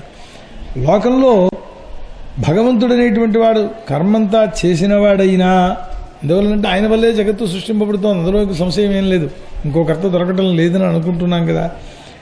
ఆ స్థితికి వచ్చేటప్పటికీ ఇన్ని పనులు చేస్తున్నా నేనేమీ చేయటం లేదనేటటువంటి భావనతోటే ఉన్నాడు ఆయన. ఆయన నిష్క్రియుడై ఉన్నాడు, భావనను కూడా అక్కర్లేదు. ఇంకా ఆ మహర్షులందరూ కూడా మోక్షము కొరకు కర్మలను చేస్తూ వారైనా వాటి ఫలాలను పూర్తిగా విడిచిపెట్టేసేసినటువంటి వారలై ఆయన్ని సేవించడమే లక్ష్యంగా పెట్టుకున్నటువంటి వారలై ఉంటున్నారు. ఆ భగవంతుడు పరిపూర్ణమైనటువంటి పురుషుడు. అతన్ని సర్వధర్మ ప్రవర్తకుడై వివిధ వేదాలతో చెప్పబడినటువంటి సమస్త కర్మలను ప్రవర్తింప చేసేటటువంటి వాడు ఆయనే అవుతున్నాడు కనుక స్వధర్మ ప్రవర్తకుడైనటువంటి ఆ పరమాత్మకు నేను నమస్కారం చేస్తున్నాను అని అఖిల ధర్మ భావనం అని అంటారు. ప్రత్యేకంగాను మనుష్యులకి శిక్షణ చేస్తున్నాడు అని శిశుకులు వారు చెబుతున్నారు. ఈ విధంగా సమాధిలో ఈ చెప్పబడినటువంటి ఇప్పుడు చెప్పిన ఈ తాత్పర్యాన్ని మంత్రోపనిషత్తు అని అన్నారట వారు. ఆ మంత్రోపనిషత్తును జపం చేస్తూ ఇతడు ఎప్పుడైతే జపం చేస్తూ ఆ పరమాత్మను ధ్యానం చేస్తున్నాడో అటువంటి స్వరూపాన్ని చూసి రాక్షసులు, యాతుధానులు ఇవన్నీ రాక్షసుల్లో ఉండే అవాంతర భేదాలు ఆకలితోటి ఈ మనువుని మింగేయాలని వచ్చారు. ఆ స్థితిలో అసురులు ఇలా వస్తున్నారని చూచినటువంటి వాడై యజ్ఞావతార స్వరూపుడైనటువంటి భగవంతుడు దేవతలతో సహా అక్కడికి చక్కా వచ్చి మన్వంతరము వచ్చినటువంటి రాక్షసులందరినీ సంహారం చేసి ఈ మన్వంతరము పూర్తయ్యే వరకు కూడా పరిపాలింప చేయవలసింది అని అన్నారు. ఇక రెండవ మనువు స్వారోచిష మనువు అనని. అతడు అగ్నిదేవుని యొక్క పుత్రుడు, స్వయంగా ప్రకాశించేవాడు అగ్నిహోత్రుడు అని అన్నట్టయితే ఆయన పుత్రుడు కనుక స్వారోచిషుడు అని పేరు. ఇతడికి ద్యుమంతుడు, సుషేణుడు, రోచిష్మంతుడు అని ఈ మొదలుగా పుత్రులు ఉన్నారు. రోచనుడు, ఇంద్రుడు, తుషితుడు మొదలైన దేవతలు ఆ కాలంలో ఊర్జుడు, స్తంభుడు మొదలుగా కలిగినటువంటి వారు బ్రహ్మవాదినులై ఉంటారు. వాళ్ళు ఋషీశ్వరులు అన్నమాట. మొత్తం 7 ఉన్నారు వాళ్ళు అన్నారు. వేదశిరస్కుడు అనేటటువంటి వారు తుషిత అనేటటువంటి భార్య యందు విభువు అనేటటువంటి పేరుతో పరమాత్మ అవతరించారు. పరమాత్మ యొక్క అవతారం విభువ అవతారము అనని. ఆ విభువు దగ్గర నుంచే 88,000 సంఖ్యలో ఉంటుండేటటువంటి ఋషీశ్వరులు, కౌమార బ్రహ్మచర్యాదులు ఈ రకములైనటువంటి ఆశ్రమాలన్నింటినీ కూడా నేర్చుకున్నారు అని. మూడవవాడు ప్రియభర్త యొక్క పుత్రుడు ఉత్తముడు అనేవాడు. అతడో మనువు, పవనుడు, సంజయుడు మొదలుగా కలిగిన వాళ్ళందరూ ఆయన యొక్క కొడుకులు. ఆ కాలంలో ప్రమదుడు మొదలుగా కలిగినటువంటి వశిష్ఠ పుత్రులు ఎవరైతే ఉన్నారో వాళ్ళు సప్తఋషులయ్యారు. కల్పే సప్తఋషులు మారుతూ ఉంటారు. రాబోయే కల్పంలో ఈ పరశురాముడు వీళ్ళందరూ కూడా సప్తఋషి మండలంలో చేరుతారు. ఉన్నవాళ్ళు కొంతమంది రిటైర్మెంట్ అన్నమాట, మామూలు మన మాటల్లో చెప్పుకోవాలనంటే. ఆ తర్వాత విధురుడి యొక్క అప్పుడు సత్యుడు వేదశ్రుతుడు మొదలుగా కలిగినటువంటి దేవతలు ఉన్నారు. సత్యజిత్తు సత్యజిత్తు అనే పేరు కలిగిన వాడు ఇంద్రుడైనాడు. అప్పుడు ధర్మునికి సూనృత అనేటటువంటి భార్య ఎందు సత్యసేనుడు అనే పేరుతో విష్ణుమూర్తి అవతరించారు. అప్పుడు ఇంద్రుడితో స్నేహం చేసినటువంటి వాళ్ళే అనేక రాక్షసుల్ని యక్షుల్ని వీళ్ళందరినీ సంహరించారు. 4వ మనువు ఎవరయ్యా అంటే ఉత్తముడు యొక్క సోదరుడు తామసుడు అనేటువంటి వాడు. అతడు పృథువు, ఖ్యాతి, నరుడు, కేతువు మొదలుగా కలిగినటువంటి 10 మంది పుత్రులు కలిగారు అతనికి. ఆ సత్యకులు, హరులు, వీరులు అనేటటువంటి దేవతలు ఉన్నారు. అప్పుడు త్రిశుఖుడు అనే పేరు కలిగిన ఇంద్రుడు ఉంటాడు. జ్యోతిర్ధామ మొదలుగా కలిగినటువంటి వాళ్ళు సప్తఋషులు ఉన్నారు. ఇంకా విధృతి యొక్క పుత్రులు చాలామంది ఉన్నారు. వాళ్ళు వైధృతులు అని దేవతల యొక్క పేర్లువి, వైధృతి దేవతలు అనని. ఆ తర్వాత వాళ్ళు ఆ కొంతకాలం అయ్యేటప్పటికీ కనపడకుండా పోయిన వేదాలన్నింటినీ తమ తేజస్సు చేత మళ్ళీ ప్రకాశింపచేస్తూ ఉంటారు అన్నారు. ఆ తర్వాత హరిమేధస్కుడు అనేటటువంటి పేరు కలిగిన ఋషి, ఆయనకు హరిణి అనేటటువంటి భార్య ఎందు హరి రూపంలో పరమాత్మ అవతరించారు అని హరి అనేటటువంటి పేరు అప్పటిది. ఆయన ఎంత గొప్పవాడంటే ఆ మొసలి నోట్లో పడిపోయినటువంటి ఏనుగును విడిపింపచేసినటువంటి వాడయ్యా అన్నారు. అనేటప్పటికీ పరీక్షణ్ మహారాజు అడుగుతున్నారు, ఓ వ్యాసపుత్ర, హరి అనే అవతారంతో ఉన్నటువంటి పరమాత్మ గ్రాహం నుండి గజేంద్రుడిని విడిచిపెట్టింపచేశారు అని అన్నారు. ఆ కథ ఏమిటో కొంచెం జాగ్రత్తగా చెప్పవయ్యా. గజేంద్ర మోక్షం ఎన్నింటికో ఉపయోగిస్తుంది దాని యొక్క స్మరణం. ఎందువల్లనంటే ఏ కథ అయినా విష్ణుమూర్తి యొక్క చర్చ అక్కడ జరుగుతూ ఉంటుంది. వాడి కొడుకు వీడు అని ఈ క్రమం చెప్పడం, లేదా అప్పుడు ఎవరెవరు ఉంటారు, ఇవన్నీ మామూలే. కథ అనేటప్పటికీ ఆ విష్ణుమూర్తి యొక్క పరాక్రమాలు, లీలలు అన్నీ కూడా గోచరిస్తుంటాయి. కళ్యాణంగా ఉంటుంది అని అడిగితే సూదుల వారు అంటున్నారు, శౌనకాదులారా, ఆ ఉపవాసం పొందినటువంటి రాజు భగవత్కథల యందు ఇట్లా ప్రేరణ చేస్తుంటే శ్రీశుకుల వారు సంతోషిస్తూ ఉండేటువంటి వారికి చెబుతున్నారయ్యా ఆ కథను అని. ఇది శ్రీమద్భాగవతే అష్టమస్కంధే ప్రథమోధ్యాయ. శ్రీకృష్ణార్పణమస్తు. శ్రీకృష్ణారవిందాభ్యాం నమో నమః. హరయే నమః. హరయే నమః. హరయే నమః. శ్రీశుకోవాచ ఆసీద్గిరివరో రాజం స్త్రికోట ఇది విస్తృత క్షీరోదేనావృత శ్రీమాన్ యోజనాయుతముచ్ఛ్రిత. 10,000 యోజనాల ఎత్తైనటువంటి క్షీరసాగరము దాని పక్కన ఉన్నదన్నమాట. ఆ త్రికూటం అనేటటువంటి పర్వతం ఉన్నది. దానికి 3 శిఖరాలు ఉంటాయి. బంగారం, వెండి, ఇనుము, 3 శిఖరాలు మొత్తం ఆ వాటితో నిండి ఉంటాయి ఆ పర్వత శిఖరాలు. అక్కడ మరి సూర్యుడు సర్వదిక్కులను ప్రకాశింపజేస్తూ ఉండేటువంటి వాడై ఆ కాంతులే సూర్యుడిలాగా ప్రకాశిస్తూ కూడా ఉన్నాయి అన్నారు. ఇంకా రత్నాలు, ధాతువులు, ఇవన్నీ కూడా ఓషధులు, ఇవన్నీ మామూలుగా పర్వతానికి ఉండవలసిన లక్షణాలన్నీ కూడా ఉన్నాయి ఇక్కడ. అదేమిటండి బంగారు పర్వతం మీద ఎలా పుట్టాయి ఓషధులు అని? పరమేశ్వరం ఆయన గురించి ప్రశ్నించే అధికారం లేదు. కారణం ఏమిటి అంటే పర్వతములు అవి. ఇవన్నీ ఉంటేనే పర్వతం అవుతుంది. లేకపోతే దీని పేరు బంగారు రాశి అనాలి. బంగారు కూటములవి. అందుచేత ఆ శైలం దాని మొదట్లో పాల సముద్రం తగులుతూ ఉంది కదా, దాంతోటి స్వచ్ఛంగా ప్రకాశిస్తూ ఉంటుంది. ఆ ప్రాంత భూమంతా కూడా మరకత మాణిక్యములు అంటే అవి పచ్చగా ఉంటాయి అని అంటారు. చాలా విలువ. దాంతో శ్యామలంగా ఉన్నాయి ఆ ప్రదేశం అంతా కూడాను అన్నారు. సరే, అక్కడ దేవతలు వీళ్ళందరూ కూడా విహరిస్తూ ఉంటారు. గంధర్వుల గాన చేత ప్రతిధ్వనిస్తూ ఉంటాయి. ఆ ప్రతిధ్వనించినప్పుడు సింహములు మన ధ్వని ప్రతిధ్వనించిందా అంటే ఆ ప్రతిధ్వనించిన సింహాలు ఏమిటో అని ఒక్కసారి ఉలిక్కబడి చూస్తాయన్నమాట. ఆ అనేక రకములైనటువంటి పశువులన్నీ కూడా ఉన్నాయి ఇక్కడ. ఆ మధుర ధ్వనులు చేస్తున్నాయి. ఆ పర్వతద్రోణి యందు దేవాంగనలు ఆడుకుంటూ ఉంటారట. ఋతుమత్ అనే పేరు కలిగినటువంటి ఒక ఉద్యానవనం కూడా ఉన్నది అన్నారు. అక్కడికి వచ్చేటప్పటికీ మందార, పారిజాతాది సమస్తమైనటువంటి వృక్షములు కూడా అక్కడ ఉన్నాయి. ఆ చెట్లను వర్ణిస్తారు. నిజంగా ఆ చెట్ల యొక్క పేర్లు స్మరిస్తేనే పాపాలు పోతాయి. పోక చెక్కలు, కొబ్బరి చెట్లు, ఖర్జూరాలు, బీజాపూరాలు, ఇవన్నీ పుణ్యవృక్షాలు. అవి దేవుడికి పూజ చేస్తున్నామంటే కొబ్బరికాయ కొడతాం కదా, అది పుణ్యమైంది. కాకపోతే ఈతపళ్ళు నైవేద్యం పెడతామా, తాటిపళ్ళును. అందుచేత తర్వాత మధుకములు అంటే ఇప్ప పువ్వులు అంటారు, ఆ చెట్లు అన్నమాట. సరే, ఉదుంబరము, ప్లక్షము, వటము, పలాశము, ఇవన్నీ ఇలాంటివి ఎన్నెన్నో వృక్షాలు. బంగారు పద్మములు కూడా ఉంటూ ఉండేటువంటి ఒక సరస్సు ఉన్నది. అందులో పెద్ద అనేక రకములైనటువంటి పువ్వులు, కుముదము, ఉత్పలము, కహ్లారం, ఏమిటి మూడు కలువలే కదండి అని. ఎర్ర కలువ, తెల్ల కలువ, నల్ల కలువ భేదాలు ఉన్నాయి. రక్తోత్పలంతో కలహారం అని, కలహారం అంటే ఎర్ర కలువ అని. ఆ తర్వాత తుమ్మెదలు, ఆ పక్షులు ఆయన ధ్వని చేస్తూ ఉండేటువంటివి సంచరిస్తున్నాయి. ఆ చెరువులో మత్స్యకచ్చపాదులన్నీ కూడా తిరుగుతున్నాయి. అవి తిరుగుతుంటే ఈ కమలముల యొక్క నాళములు తగులుతుంటాయి కనుక అవి పడిపోతున్నాయట. ఆ రజస్సుతోటి పైనంతా వ్యాపించి ఉన్నది అన్నారు. ఆ తర్వాత కదంబ వేదసాది పుష్పాలు, ఇవి పుష్పములు, కొరబగ అశోకాది వృక్షములు, మల్లికా శతపత్ర మాధవి ఇత్యాది లతలు, వీటన్నింటితోటి శోభిస్తూ ఉన్నది. ఒకప్పుడు ఆ గిరివనంలో నివసిస్తూ ఉండేటువంటి ఒక గజేంద్రుడు తన ఆడు ఏనుగులను అన్నింటినీ వెంట పెట్టుకుని బయలుదేరి వెళ్ళినటువంటి వాడై తోవలో కనపడుతూ ఉండే వెదురుడు మొదలైన వాటిని విరిచేస్తూ, అదో మత్తతన్నమాట, అంతకంటే ఏం లేదు. విధిలో పెడుతూ ఉంటాం, ఆ గోదావరి కట్టిన పెడుతుంటే ఓ చెట్లు కనబడుతుంటే ఈ కొమ్మటి విరిచి ఆ కొమ్మల్లా విరిచి ఏదో పెడుతూ ఉండడం అనే స్వభావం అన్నమాట. ఇలా తిరుగుతూ ఉంటే ఆ ఏనుగు యొక్క గొప్పతనం ఏమిటంటే దాని వాసన తగిలేటప్పటికే సింహములు పారిపోతూ ఉంటాయట. మామూలుగా అయితే ఏనుగుల్ని సింహం కొట్టేస్తుందంట. కానీ ఇక్కడ పరిస్థితి ఏమిటి అంటే ఈ గజవాసన తగిలేటప్పటికీ ఈ సింహములే పారిపోతూ ఉండేటువంటివి ఉంటాయి అని, అంత పరాక్రమం కలిగినటువంటిది అని. ఆ తర్వాత ఈ ఆడ ఏనుగులన్నీ కూడా ఆ మగ ఏనుగుతోటి క్రీడిస్తూ ఉండేటువంటివి ఉన్నాయి. ఆ మదవిఫలనైనడై ఈ చెవు చూశాట ఆ గజరాజు. చూసేసి ఆ వాయువు తగిలేటప్పటికీ కొంచెం దాహం అనిపించింది. వెంటగానే మంచినీళ్ళు తాగుతారంటే భయం అక్కర్లేదయ్యా అంటాడు. కాసేపు అక్కడ మంచినీళ్ళు పెట్టేప్పటికి చూసేప్పటికి వీడి దాహం కలుగుతుంది, అప్పుడు పుచ్చుకుంటాడు. ఈ 10 నిమిషాల్లోనే తేడా ఎందుకు వచ్చిందయ్యా అంటే స్వభావం. ఆ చెరువును చూశాడు, సరే అక్కడికి వెళ్ళాడు, ఆ జలంలో ప్రవేశించాడు.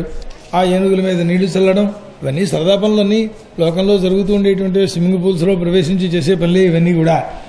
అయితే ఈశ్వరమాయామోహితుడై తనకు రాబోయేటటువంటి కష్టాన్ని గుర్తించలేకపోయినాడు అన్నారు. ఒకప్పుడు దైవ ప్రేరితమైనటువంటి ఒక గ్రాహం అంటే మొసలి వచ్చి ఆ పాదం పట్టుకున్నది. దాంతో పళ్ళు గుచ్చుకునేటప్పటికీ ఎంత ఏనుగైతే మాత్రం ఇబ్బంది కదా, దాంతో బాధపడ్డాం, దుఃఖం వచ్చింది. మంచి బలవంతుడు యథాశక్తిగా దాంతో పోరాడడం ప్రారంభించాడు, ప్రయత్నం చేశాడు.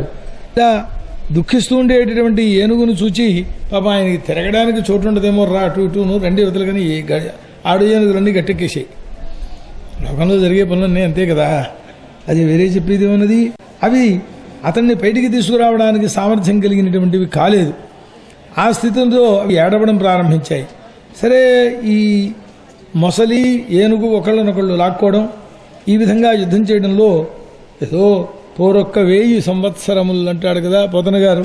పాపం ఇందులో ఉన్నదే రాశాడు ఆయన, కొత్తగా కల్పించి చెప్పలేదు. పాపం కల్పించి చెప్పినవి కొన్ని ఉన్నాయి, అవి కూడా భక్తి మార్గాన్ని చెప్పడం కోసం కల్పించాడు. అంతమంది చేత అవి తప్పు అనక్కర్లేదు, కానీ ప్రామాణికమైన మాట అవుతుందా అంటే మాత్రం కొంచెం దాన్ని పక్కన పెడతాం, అంతవరకే.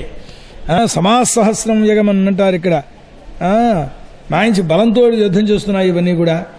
సరే, ఈ 1000 సంవత్సరాల యుద్ధం అయ్యేటప్పటికీ దేవతలు కూడా ఆశ్చర్యపోతున్నారు. పగలు రాత్రి భేదం లేదు కదా, మరి కాల్లో దిగిపోయిందా అని కాసేపు ఉంటూ తర్వాత యుద్ధం చేద్దామని మళ్ళీ పట్టుకుని యుద్ధం చేస్తామని అలా కంటిన్యూషన్ కుదరదు ఇక్కడ. ఆ విధంగా తిరిగేటప్పటికీ ఈ గజరాజు కొంచెం క్షీణశక్తి అయినాడు అన్నాడు. స్వస్థానం ప్రతివాడికి శక్తివంతం అవుతుంది ఇప్పుడు కూడాను. ఇండియాలో నెగ్గినంతగా క్రికెట్ మ్యాచ్లు ఇతర దేశాల్లో నెగ్గరు కదా, లోకస్వభావం. అయ్యేటప్పటికీ ఈ మొసలి మాత్రం నీళ్లలోనే ఉన్నది. దాని ఆహారం దాని వ్యవహారం మామూలుగా నడుస్తున్నాయి, దీనికి మాత్రం ఆహార వ్యవహారాలు లేవు, క్షీణశక్తి అయింది, తప్పేం లేదు అందు కూడా. ఇలా వచ్చేటప్పటికీ అకస్మాత్తుగా మనస్సులో ఒక ఆలోచన వచ్చినది. ఆలోచించాడు ఈ గజరాజు, ఇంతటి బలవంతులైనటువంటి గజములు నా ఆడు ఏనుగులున్నాయి కదా, ఇవేవి విడిపింప శక్యం కాలేకపోతున్నాయే. ఇక నేనిప్పుడు దేవపాసం చేత బద్ధున్నై ఉన్నాను కనుక ఏం చెయ్యాలి? ఏదో ఆ పరమాత్మనే ధ్యానం చేస్తే ఏమైనా విముక్తి కలుగుతుందేమో అని మనస్సులో ఒక ఆలోచన వచ్చింది అన్నారు. ఈ ఆలోచన రావడానికి 32 శ్లోకాలు కావాల్సి వచ్చింది. ఇది శ్రీమద్భాగవతే అష్టమస్కంధే 2వ శ్రీకృష్ణార్పణమస్తు. శ్రీమద్గురుచరణారవిందాభ్యాం నమో నమః. హరయే నమః, హరయే నమః, హరయే నమః. శ్రీశుకువాచ ఏవం జపసితో బుద్ధ్యా సమాధాయ మనోహృది జజాభ్యాప పరమంజాప్యం ప్రాగ్జన్మన్యను శిక్షితం. ఎందుకు వచ్చింది ఈ బుద్ధి అనని ఏదో వెనకాల సుకృత విశేషం ఉన్నది. ఆ పరమాత్మను స్తోత్రం ఎలా చేశాడు? పూర్వజన్మలో తాను నేర్చుకున్నటువంటి ప్రార్థనను స్తోత్రాన్ని చేశాడు. ఏమిటి ఆ స్వరూపము అనని ఆ ఓం నమో భగవతే తస్మై యత ఏతతు చిదాత్మకం. ఈ చైతన్య స్వరూపమైన ప్రపంచంలో కనబడుతుండేటువంటి ఎవరెవరైతే ఉన్నారో అదంతా కూడా ఆ పరమాత్మ నుండే వచ్చినటువంటిది. చైతన్యవంతమవుతోంది జగత్తంతా కూడాను అని. అటువంటి ఆదిబీజుడైనటువంటి పరమేశ్వరుడికి నమస్కారం. ఈ ఏ పరమాత్మను అధిష్టానంగా చేసుకుని ఏ పరమాత్మ యొక్క ఉపాదాన కారణమైన పరమాత్మ చేత అని అది చిన్న రహస్యం. అక్కడ పరమాత్మ నుండి వేదాలు పుట్టాయి అనని, పరమాత్మ నుండి జగత్తు పుట్టింది అనని వేదాల్లో శాస్త్రాల్లో అన్ని చోట్ల చెప్పబడిందే. కానీ అక్కడ చెప్పడంలో కర్తృవాచకమయ్యేటటువంటి తృతీయాపద ప్రయోగం లేదు. పంచమీ విభక్తి ఉన్నది. పంచమేనంటే అపాదానము అని ఆ పేరు దానికి. అపాదానము అంటే ఒక పదార్థంలోంచి ఒక పదార్థం విడిపోయేటప్పుడు కదలకుండా ఉండే పదార్థం ఏదో అది ధ్రువము అని పేరు దానికి. దానికే అపాదానము అని. చెట్టు నుండి ఆకు రాలింది, చెట్టు కదలలేదు అక్కడి నుంచి, ఆకు మాత్రం కింద పడిపోయింది. కాబట్టి చెట్టు ధ్రువం, దానికి అపాదాన సంజ్ఞ. కనుక వృక్షము నుండి చెట్టు ఆకు రాలినది అని లోకప్రయోగం అన్నమాట. పరమాత్మ నుండి ఇవి వచ్చాయి. పరమాత్మ అన్నీ సృష్టిస్తూనే నేను కర్తను కాదు, నిష్కర్తగా నిష్క్రియ అని అంటున్నారన్నారే, అది ఎందుకు వచ్చింది అని. ఇదిగో ఇది కారణం. వీళ్ల పుణ్యపాపాది హేతువులు చేత వాళ్ళు ఆయా జన్మలను ఎత్తుతున్నారు. ఆయన కేవలం నిమిత్త మాత్రుడుగా అక్కడ ఉన్నాడు. అట్లాగే వేదములు కూడా పరమాత్మ నుండి పుట్టాయి అని చెప్పుకునేటటువంటి స్థలాల్లో వేదాల్లో ఎక్కడ చెప్పినా పంచమీ విభక్తి మాత్రమే ఉన్నది. తృతీయాభక్తి లేదు, కర్తృవాచకమైనటువంటిది. తస్మాదశ్వ జాయంత ఏకేచో భజాత గావో ఛందాగం సుజజ్ఞరే తస్మాత్. తేనా అంటే కర్తృత్వం వస్తుంది, తస్మాత్నే ఉంది. ఎక్కడ చూసినా ఇవే పదాలు. అంటే పరమాత్మ నుండి విడివడి బయటకు వచ్చినట్లుగానే ఉన్నాయి తప్పిస్తే ఆయనయ్యి కర్తగా దీన్ని చెప్పినటువంటి వాడు కాడు అని చెప్పడం కోసం వీటిని ఉదాహరణలుగా చెబుతూ ఉంటారన్నమాట. ఆఖరికి పరమాత్మ లక్షణం చెప్పిన చోట్లో కూడా యతోవా ఇమాని భూతాని జాజంతే పంచమ్యాస్తసిల్. సార్వభక్తిక స్తసిల్ వేరే ఉన్నది, ఇది ప్రసిద్ధం, ఇది రూఢం. కాబట్టి గతి లేకపోతే ఇంకో అర్థం చెప్పుకోవాలి తప్ప యతః అని ఉన్నది కనుక పంచమ్యర్థం చెప్పాలి. యతోవా ఇమాని భూతాని జాజంతే ఏన జాతాని జీవంతి. అది తృతీయ కూడా హేతవు తృతీయ. అతడి వల్ల వీళ్ళందరూ జీవిస్తూ ఉన్నారు. తత్సంపర్క మాత్రం చేతనే ఆయన చేసేదో వీళ్ళని పోషిస్తున్నాడని చెప్పక్కర్లేదు. ఆయన కర్తృత్వం అంటగట్టి వేదాలు చెప్పిన నిర్గుణత్వం పోతుంది. అప్పుడు అతని యందు ప్రవేశిస్తున్నారు వీళ్ళు. అధిష్టానభూతమే అయింది. ఈ సప్తమీ కారకం చాలా దుర్బలమైన కారకం కర్తృకారకాదుల కంటేను. ఎందువల్ల అని పంచమీ కారకమును సప్తమి కంటే పంచమి ఇంకా దుర్బలం. ఏమిటి కారకం అంటే అపాదానం సర్వాణి కారకాన్ని బాధంతే అని చెబుతారు. సర్వకార కారకములకు ఇది దుర్బలమైపోయింది కనుక అని. ఆ అధిష్టానం అయితే ఈ పదార్థాన్ని ధరిస్తోంది. వంట చేస్తున్నాడు ఎక్కడ? ఒంటింట్లో. ఒంటిల్లో ఆధారమైంది చేయడానికి, కర్తకో కర్మకో మొత్తం మీద అక్కడ కూర్చుని క్రియకో ఆధారభూతమవుతోంది. అపాదానం దగ్గరికి వచ్చేటప్పటికి ఏం లేదు, అక్కడ ఊరికే ఉందంతే. దాని నుండి వచ్చింది కనుక అది కేవలం తెలుస్తోంది కారకం. అది అందుకని చాలా దుర్బలం. ఆ పరమాత్మ అనేటప్పటికి అక్కడ కూడా కర్తృత్వం కాదు, కేవలం అధిష్టానభూతుడు పరమాత్మ అని చెబుతోంది. కనుక జగత్తంతా సృష్టిస్తూ ఉన్నా సృష్టించని వాడుగా ఉండిపోతున్నాడు అనే మాటకు అర్థం ఇదిగో ఈ పంచమి కారక ప్రయోగం. ఇక్కడ కూడా అదే కారకాన్ని ప్రయోగిస్తున్నారు వారు. ఆఖరికి ఇంతటి బాధలో బాధపడుతూ ఉండేటటువంటి గజరాజు కూడా యస్మిన్నిదం యతశ్చేతం, యానచేతం కాదు ఇక్కడ. ఏనేదం ఇదం స్వయం, ఎవడి హేతువుగా ఇది వస్తోందో, ఎవడే ఇదో జగత్తంతా కూడా ఆయన స్వరూపమేనని తత్సృష్టా తదేవానుప్రావిశతు ఇత్యాది రూపంలో చెప్పేటటువంటి శృత్యర్థాలని ఈ విధంగా అనువదిస్తోందన్నమాట ఇక్కడ భాగవతం. అటువంటి పరమాత్మను నేను శరణు పొందుతాను. ఎందుకోసం నేనంటే దీని పేరు ఇంతకంటే అభయాన్ని ఇచ్చేయగలిగినటువంటి వాడు మరొకడెవడు లేడు కనుక అని. భౌతిక దృష్ట్యా చూస్తే పక్కనున్న ఏనుగులు ఏం చేయలేకపోతున్నాయి, కొత్తగా వచ్చేవాడు చేసేవాడు దొరికేవాడు లేడు, అరిచిన అరణ్యంలో ఇతనికంటే భగవంతుడు లేడు అని వెనకాల వర్ణించారు. ఇంకేం చేయాలి, చేస్తే అసలంటూ ఉంటే ఆ పరమాత్మ వచ్చి రక్షించాలి తప్ప ఇంకోటి లేడు కనుక ఆ అభయాన్ని ఇవ్వగలిగిన వాడు ఆయన. ఇక్కడ లౌకిక దృష్ట్యా. వాస్తవిక దృష్ట్యా అభయం అనంటే మృత్యురాహిత్యం. మృత్యురాహిత్యం అనేది జన్మరాహిత్యం అనండి, ఏదన్నా ఒకటే అందులో. ఆ మృత్యురాహిత్యాన్ని కలిగింపచేసేవాడు అతడే కనుక అని ఈ విధంగా సర్వసాక్షి అతడు నన్ను రక్షించాలి అని అన్నాడు. అయితే లోకములన్నీ కూడా నశించిపోయిన తరువాత గంభీరమైనటువంటి తమస్సు ఏదైతే ఉంటుందో, జగత్తంతా వ్యాపించి ఉంటుందో, నాసదాసి నోసదాసి తదాని అని ప్రారంభించి ఈ సత్పదార్థాలు కానీ అసత్పదార్థాలు కానీ వీటికంటే విలక్షణమైనవి కానీ ఏమీ లేవప్పుడు అని చెబుతూ చివరికి తమ ఆసీదేతదగ్రే ప్రకేతం అని చూస్తుంది. తమస్సు ఉన్నది అన్నారు. అది నల్లగా ఉంటుందిట, దానికి రూపం లేదు అని చెప్పేటువంటివి వేద విరుద్ధములైన వాదములు అని చెప్పారు. ఈ ఏతాదృశములైన ఉదాహరణలతో తమస్సు దేవత కూడా ఉన్నది. తమో దేవతను ధ్యానం చేయాలి అంటే రూపవర్ణాదులు లేనిటువంటి దేవతను ధ్యానం ఎలా చేస్తాడు? కాబట్టి తమస్సు అనేటువంటిది అభావం మాత్రము అంటే ఒప్పుకోమంటారు. సరే, ఈ శాస్త్రానికి సంబంధించిన మాటలు చెప్పినప్పుడు ఆ శాస్త్రంలోకి వస్తాం. వేదాంత శాస్త్రం కనుక దీంట్లో తపస్సు పదార్థం అని ఒప్పుకునే ఉన్నారు. సరే, సర్వదేవతలు ఋషులు కూడా ఏ పరమాత్మ యొక్క స్వరూపాన్ని తెలుసుకోలేరో ఇక మిగిలిన వాళ్ళు ఎలా తెలుసుకుంటారయ్యా, వాళ్ళకే తెలియదంటుంటే నువ్వు అని వాళ్ళనే తెలుసుకోవడం మన వల్ల కావటం లేదు కదా. అటువంటి భగవంతుడನ್ನು రక్షించాలి. ఏ పరమాత్మ యొక్క పాదాలను చూడాలని కోరుకుంటూ ఉండేటువంటి వారు ఎందుకు చూడాలని కోరుకుంటూ, అది మంగళ స్వరూపం కనుక.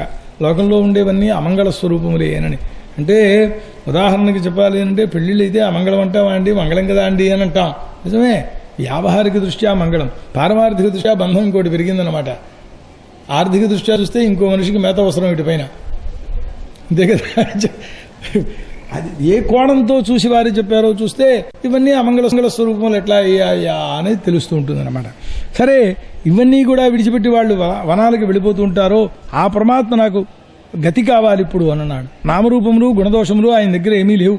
అయినా లోక సంహారం కోసం అవన్నీ ఉన్నవాడు వలే అజనీవా అని పుట్టినవాడు వలే కనబడుతూ ఉంటాడు అని. కనుక అటువంటి అనంతశక్తి అయినటువంటి పరమాత్మ స్వరూపానికి నమస్కారం. ఆత్మ ప్రదీపుడు, ఆయన జ్ఞానాన్ని ప్రకాశింపచేసేటువంటి వాడు, సర్వ జీవులకు కూడా సాక్షిభూతమైనటువంటి వాడు. వాక్కులు మనస్సులు ఇవేవి కూడా ఆఖరికి మనస్సు, ఆఖరికి వాక్కులు మనోబుద్ధుల చేత అవాంగ్మానస గోచరుడు కదా అంటుంటాం. చేత వాక్కులకు మనస్సులకు కూడా గోచరించని ఆ పరమాత్మకు నమస్కారం. నైష్కర్మ్య మార్గాన్ని అవలంబించినటువంటి వారిలో పండితులైనటువంటి వాళ్ళు శుద్ధసత్వ మార్గంతో మోక్షానంద సుఖాన్ని పొందడం కోసమని ఏ పరమాత్మను ఆశ్రయిస్తారో ఆయనకి నమస్కారం చేస్తున్నాను అన్నాడు. ఒక్కొక్క శ్లోకం చెప్పుకుంటే పడుతుంది. అఖిల కారణుడు ఆయనే, నిష్కారణుడు ఆయనే. అదేమిటయ్యా, సర్వమునకు తాను కారణమైన వాడు. అక్కడ ఆ చైతన్యం ఉంటేనే అది ఉన్నట్లు లెక్క అవుతుంది కనుక.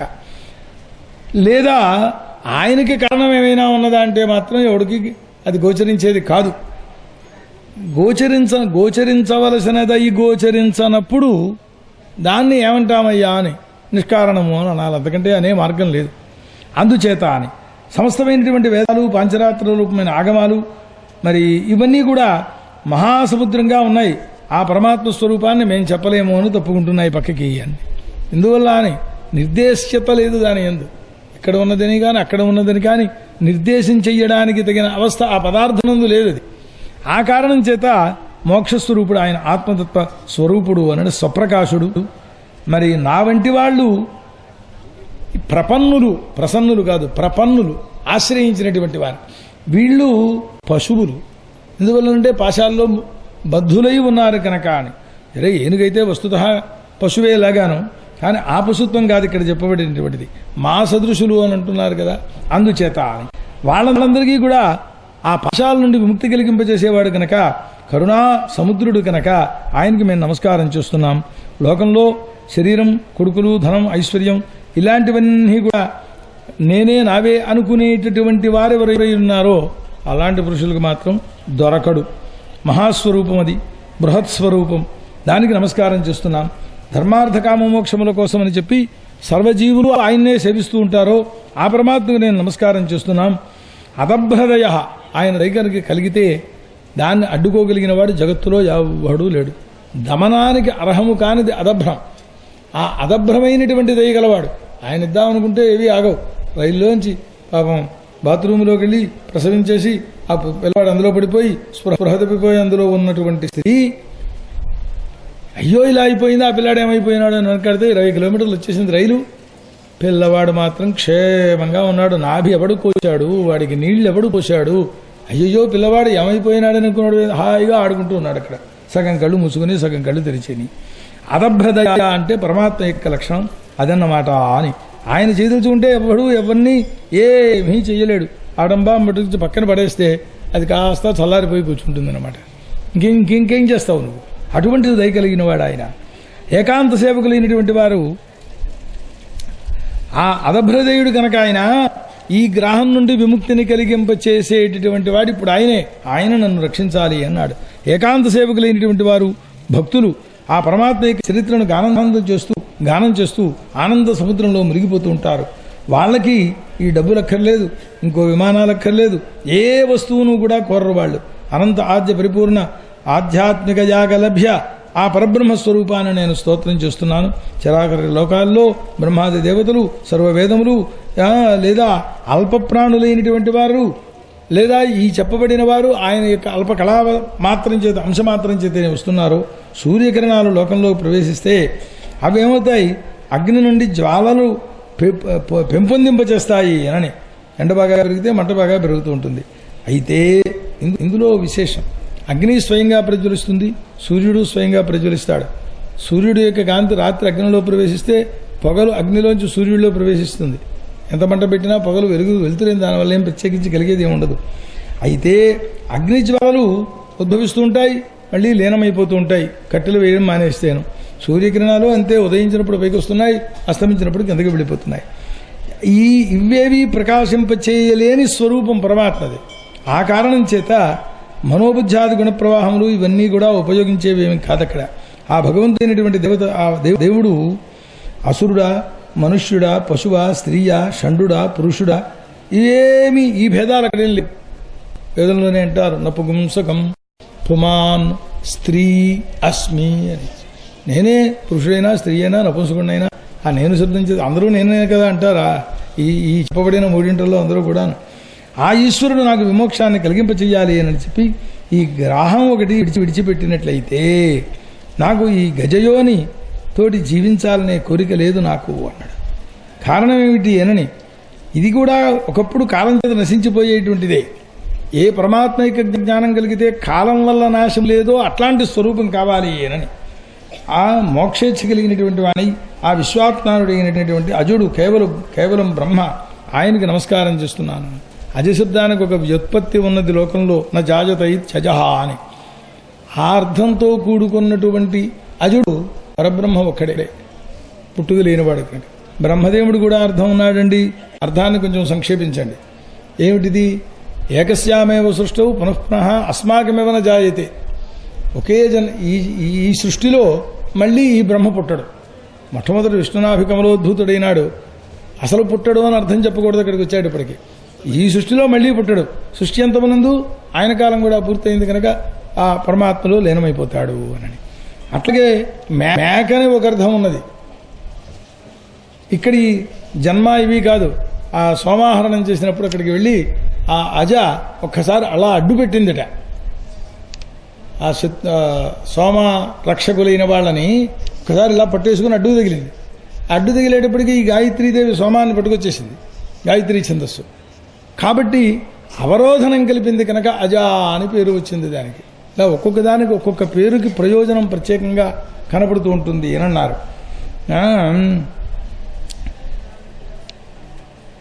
ఆ తర్వాత అటువంటి బ్రహ్మకు నేను నమస్కారం చేస్తున్నాను, కానీ అతన్ని తెలుసుకోలేదు అందామంటే తెలియనివాడు కాడు, తెలుసుకున్నావా అందామంటే అది తెలియబడే వస్తువు కాదు.